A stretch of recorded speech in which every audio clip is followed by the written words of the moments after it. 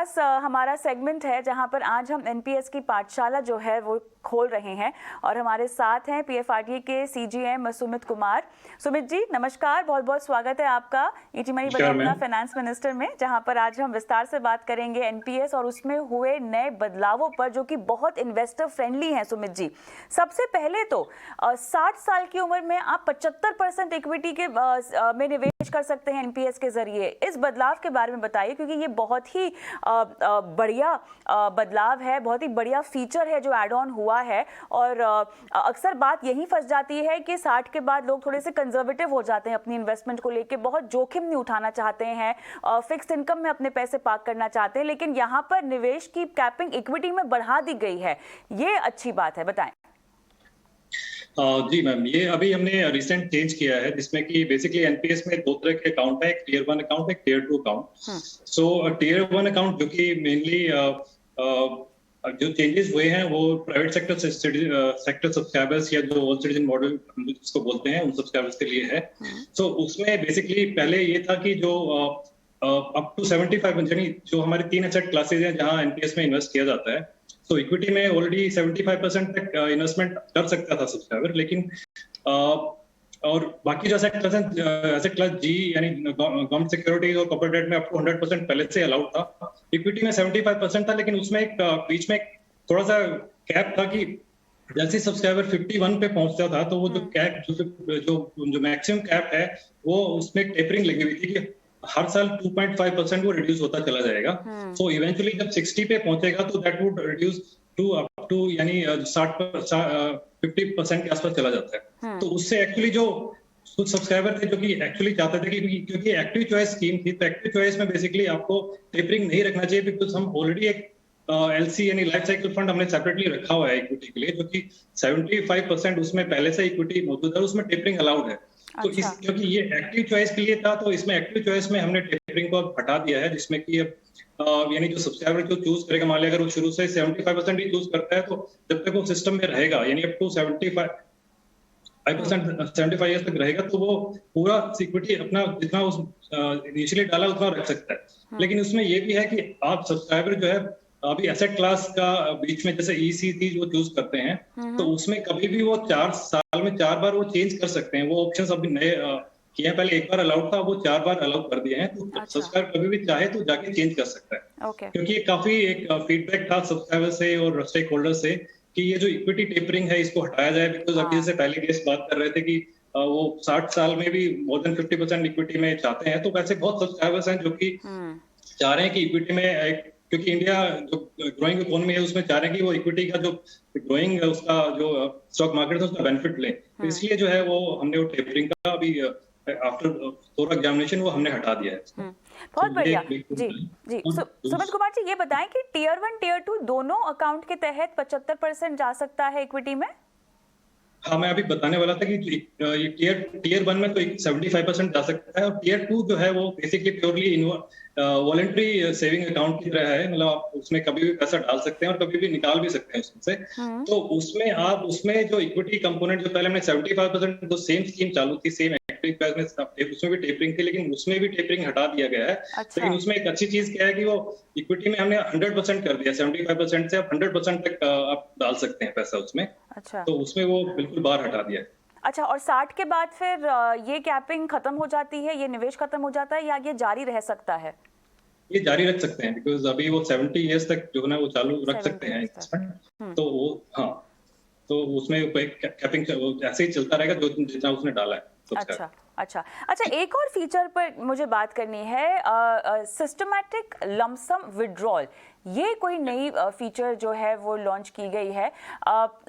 Lump sum withdrawal तो मुझे समझ में आ रहा है, लेकिन किस उम्र तक कितना विड्रॉल किया जा सकता है? क्या इसको लेकर कोई कैपिंग है, कोई लिमिट तय हुई है? हाँ, मैं अभी ब्रीफ करता हूँ। उसमें बेसिकली ये होता है कि जब सब्सक्राइबर एग्जिट करता है स्कीम जो एनपीएस से, तो नॉर्मली आप 60 इयर्स अगर मान के चलते हैं कि 60 पे वो एग्जिट करते हैं, सुपरनेट करते हैं, तो उसमें 2 ऑप्शंस रहते हैं। एक तो एन्युटी पोर्शन रहता है जो कि मिनिमम 40% जो है ना उसको एन्युटी यानी उस पोर्शन से उसको एन्युटी खरीदना है, जो कि लाइफ इंश्योरेंस कंपनी जो एम्पैनल्ड है पीएफआरडीए के थ्रू, उनसे वो एन्युटी ले सकता है किसी भी वेरिएंट में जो उसको पसंद है। और जो एक कैलकुलेटर है उसके हिसाब से वो मतलब एक बड़ा कैलकुलेटर बनाया है जिसमें कि सभी पेंशन कंपनी जो इंश्योरेंस कंपनी जो पेंशन दे रही है, जो एन्युटी का वेरिएंट्स दे रही है, तो उसमें वो चूज कर सकते हैं कि बेस्ट यानी अवेलेबल ऑप्शन कौन सा है। तो वो एक ऑप्शन है एन्युटी के लिए। दूसरा पोर्शन है लमसम के लिए। तो जो लमसम वाला पोर्शन है उसमें अभी देखा जा रहा था कि काफी लोग जो है ना वो क्योंकि इसमें दोनों में क्या था, डेफरमेंट ऑप्शन है, यानी अगर आप सुपरएनुएशन के टाइम अगर आपको पैसा नहीं चाहिए तो आप उसको डेफर कर सकते हैं। तो डेफरमेंट ऑप्शन ये देखा जा रहा था कि काफी लोग डेफरमेंट करते हैं। तो डेफरमेंट में एक ऑप्शन हमने पहले से दिया हुआ था कि लमसम को भी आप विड्रॉ कर सकते हैं ईयरली बेसिस पे, यानी अगर आप 70 तक उसको कंटिन्यू करते हैं तो हर साल उसको 1/10 ऑफ दैट कंपोनेंट आप उसको विड्रॉ कर सकते हैं। तो वो ऑप्शन पहले से ही था, लेकिन उसमें क्या था कि अगर आप उसमें जब विड्रॉ करते हैं तो हर बार आपको पीओपी के बाद जाना पड़ेगा, उसको विड्रॉल के लिए अप्रूवल होगा, फिर उसके बाद सिस्टम में प्रोसेस होगा, फिर पैसा आएगा, और अगले साल फिर आपको जाना पड़ेगा। तो इस तरह से वो थोड़ा सा कम्बरसम प्रोसेस था। तो उसको इजी करने के लिए अभी क्या किया है, क्या मतलब अभी अंडर कंसिडरेशन ही है ये। इसमें ये है कि जो इसको जो एक सिस्टमेटिक विड्रॉल की तरह एक चलाया जाएगा, जिसमें कि सब्सक्राइबर ऑप्शन दे सकता है कि क्या वो मंथली विड्रॉ करना चाहता है या फिर क्वार्टरली करना चाहता है। यानी जो लमसम पोर्शन है उसकी मैं बात कर रहा हूँ, उसको फिर हाफ ईयरली या एनुअल बेसिस पे वो मतलब फ्रीक्वेंसी को खुद सेलेक्ट कर सकता है। उसके हिसाब से फिर वो यानी वो लमसम जो है ना विड्रॉल प्लान उसमें चलेगा। और उसके लिए जो है ना ऑलरेडी हमने कमेंट्स भी ले रहे हैं अभी जो ना पब्लिक से, ताकि जैसे ही वो आएगा तो उसको दोबारा से एग्जामिन करके उसमें फिर ना इसको पूरा यानी सीआरए सिस्टम के थ्रू जो ना प्रोसेस किया जाएगा। और उसमें एक नया जो ना अच्छा एक ऑप्शन आएगा जिसमें कि आप लमसम को भी एक सिस्टमेटिक विड्रॉल की तरह उसको यूज कर सकते हैं। चलिए, तो अभी तो ये प्रोपोजिशन वाली प्रपोजल वाली फेज में ही है। देखना होगा कि ये जब अमल में आता है तो उसका जो स्वरूप है वो क्या होता है। लेकिन जो लमसम विड्रॉल की बात है उसकी लिमिट शायद 60% तक ही है। आप पीरियोडिकली 60% तक जो है वो लमसम निकाल सकते हैं, है ना। और आप जब निकालेंगे तो उस पर किसी तरह का टैक्स, क्योंकि अभी तो 60% टैक्स फ्री है, बट अगर आप ये पीरियोडिकली अप्रूवल करेंगे पैसों का तो टैक्स लगेगा? आइडली नहीं लगना चाहिए, बिकॉज उसमें वो आपने 60% जो विड्रॉल अमाउंट है उसी को विड्रॉ कर रहा है। बट हाँ, जो उसने विड्रॉ किया है अमाउंट, उस पे अगर इंटरेस्ट जनरेट होता है तो उस पे टैक्स लगता है। बिल्कुल बिल्कुल। एक और छोटा सा फीचर जिस पर हमें बात करनी है वो है एन्युटी के ट्रांसफर की। अगर एनपीएस सब्सक्राइबर नहीं रहते हैं 60 के पहले या 60 के बाद, तो जो एन्युटी मिलनी होती है वो मेरे ख्याल से अब ट्रांसफर की जा सकती है नॉमिनी या स्पाउस के नाम पर। तो ये एक तरह से तो हम जानते हैं कि एक ये लीगल कदम है जो उठाया गया है, जो कि बहुत अच्छा सराहनीय कदम भी है। लेकिन ये कैसे काम करेगा, इस पर अगर आप हमें समझाइश दे सके तो।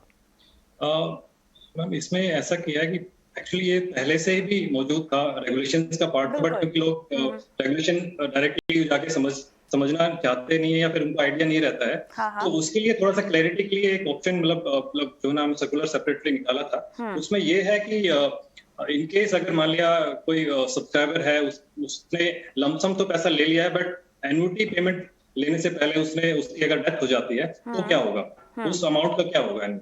तो उसमें बेसिकली एक ये है कि जैसे दो तरह के सब्सक्राइबर हैं, गवर्नमेंट सेक्टर सब्सक्राइबर है, तो गवर्नमेंट सेक्टर सब्सक्राइबर के लिए उसमें एन्युटी परचेज करना पड़ेगा, उसकी स्पाउस के नाम से परचेज होगा, और उसको हम बोलते हैं डिफॉल्ट एन्युटी। यानी वो जैसे स्पाउस खरीदेगी तो जो एन्युटी वेरिएंट होगा रिटर्न ऑफ परचेज प्राइस होगा, यानी जो इन केस जब स्पाउस की डेथ होती है तो पूरा का पूरा पैसा जो है ना वो डिपेंडिंग जो मदर है, जो डिजीज की मदर है, उनको मिलेगा, या उसके बाद उसके फादर को मिलेगा। एंड देन जब उनकी भी अगर वो नहीं रहते, उसके बाद जो रिटर्न ऑफ अगेन जो है ना रिटर्न ऑफ जो परचेज ऑफ प्राइस एन्युटी खरीद देते हैं फादर और मदर के लिए, उसके बाद फिर फादर जो है वो जब वो नहीं रहेंगे तो फिर उसका जो बाद जो पैसा आएगा, जो अमाउंट है, तो that will be given to the जो चिल्ड्रन है, जो उसके बच्चे हैं, उनको दिया जाएगा एज ए लंप सम। तो ये तो है गवर्नमेंट सब्सक्राइबर्स के लिए। जो नॉन गवर्नमेंट सब्सक्राइबर जो प्राइवेट सेक्टर सिटीजन है, उसमें चॉइस है, यानी आप एन्युटी आपके पास आप लमसम भी ले सकते हैं उस अमाउंट को जो एन्युटी तो परचेज नहीं हुई अभी, या आप चाहते हैं तो आप जो है ना एन्युटी भी खरीद सकते हैं, जैसे गवर्नमेंट सब्सक्राइबर्स के लिए दिया हुआ है। तो ये इसमें प्राइवेट सेक्टर के लिए ऑप्शनल है ये भी। ओके, तो ये क्लैरिटी हमने अब इशू किया था उसमें। चलिए सुमित कुमार जी, बहुत बहुत धन्यवाद। अच्छा लगा आपसे बात करके, इतने विस्तार से आपने तमाम फीचर्स और बदलावों पर बात की है एनपीएस की। बहुत बहुत धन्यवाद। Thank you. चलिए हम रुकेंगे छोटे से ब्रेक के लिए, लेकिन ब्रेक पर जाएं उससे पहले बहुत ज़रूरी सूचना, हमारा व्हाट्सएप नंबर। जी हाँ, ये एक ऐसा नंबर है जिसके ज़रिए आप हम तक पहुंच सकते हैं, यानी आप अपने सवाल हम तक पहुंचा सकते हैं। 9619873567 ये वो व्हाट्सएप नंबर है जो आपको सेव कर लेना है। ये हमारा एक्सक्लूसिव व्हाट्सएप नंबर है। इस पर आपको निवेश से जुड़े अपने जितने भी सवाल हैं वो हम तक पहुंचाने हैं और हम कराएंगे आपकी फाइनेंशियल प्लानिंग, यानी आपके सवालों के जवाब देंगे। Mutual fund, insurance, tax, crypto currency, loan, जो भी आपका सवाल हो इस नंबर पर भेज दीजिए। ये हमारा एक्सक्लूसिव नंबर है। रुकेंगे एक ब्रेक के लिए, ब्रेक के उस पार दर्शकों के सवालों के जवाब।